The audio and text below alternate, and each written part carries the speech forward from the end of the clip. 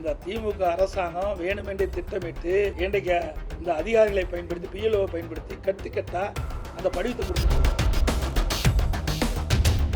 இந்த வாக்காளர்களை பயன்படுத்தி இறந்தவர்களெல்லாம் தேர்தல் நேரத்தில் உயிர் பெற்று ஓட்டு போடக்கூடிய சூழ்நிலை இருக்கோ அது திமுக கை வந்த கலை. அதனால தான் துடிக்கிறாங்க. எஸ்ஐஆர் வரக்கூடாது, எஸ்ஐஆர் வரக்கூடாதுங்கிறாங்க.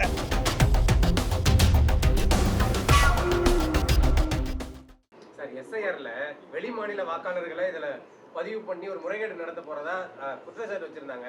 இன்னைக்கு தலைமை தேர்தல் அதிகாரி 869 பேர் தான் வெளி மாநில வாக்காளர்களை பதிவு செய்திருக்காங்க. குறிப்பா 50% முடிஞ்சிருச்சுன்னு இப்போ ஒரு விளக்க சொல்லியிருக்காங்க. சரி, இந்த இங்க யாரு இந்த தமிழகத்தை ஆளுகின்ற கட்சி யார் ஆட்சி செய்யும்? குற்றச்சாட்டு யார் குற்றச்சாட்டு சொல்றாங்க? என்னங்க வேடிக்கையா இருக்குது.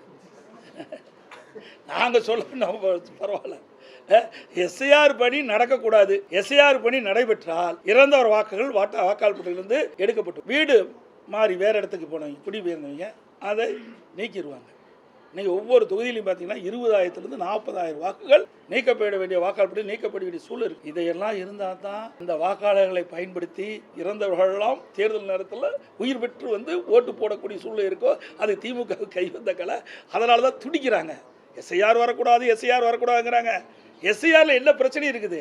நீங்கள் தான் ஆளுங்கட்சி, நீங்கள் போட்ட மாவட்ட ஆட்சித்தலைவர் தான் இப்போ ஆட்சி இருக்காங்க. அவர்கள் தான் இந்த பொறுப்பெடுத்து செயல்படுத்தி கொண்டிருக்கிறாங்க. இங்கே இருக்கின்ற அரசு அலுவலர்கள் தான் இன்னைக்கு பிஎல்ஓவாக நியமிக்கப்பட்டிருக்குது. தனியும் சொல்லிட்டு திமுக காரன் தான் வீடு கூட நின்றுட்டு கவனிச்சிட்டு இருக்கிறாங்க. நாங்கள் தாங்க அதை சொல்ல வேணும். இந்த திமுக அரசாங்கம் வேணுமென்றே திட்டமிட்டு இன்றைக்கு இந்த அதிகாரிகளை பயன்படுத்தி பிஎல்ஓவை பயன்படுத்தி கட்டுக்கட்டா அந்த படிவத்தை கொடுத்துட்டு இருக்கிறேன். நாங்கள் டெல்லியில் புகார் செஞ்சு நாளை மேலே வர இருக்கிறான்னு நினைக்கிறேன், கருதுறேன். அவள் இதெல்லாம் பார்க்கணும்னு சொல்லியிருக்கிறாங்க, வருவாங்கன்னு நினைக்கிறேன். அது மட்டும் இல்லை, இன்றைக்கு அப்பார்ட்மெண்ட் வீடு இருக்குது. அந்த அப்பார்ட்மெண்ட் வீடில் இவர்களே அந்த பிஎல்ஓட்டை வாங்கி இவர்களே கையெழுத்து போட்டு கொடுத்தாங்க. இப்படி முறைகேடு நடந்துகிட்டு இருக்குது. இதையெல்லாம் களைய வேண்டும். நேர்மையான முறையில் உண்மையான வாக்காளர் பட்டியல் இடம்பெற வேண்டும். உண்மையான வாக்காளர் தான் தேர்தல் நேரத்தில் வாக்களிக்க வேண்டும் என்பது எங்களுடைய நிலைப்பாடு.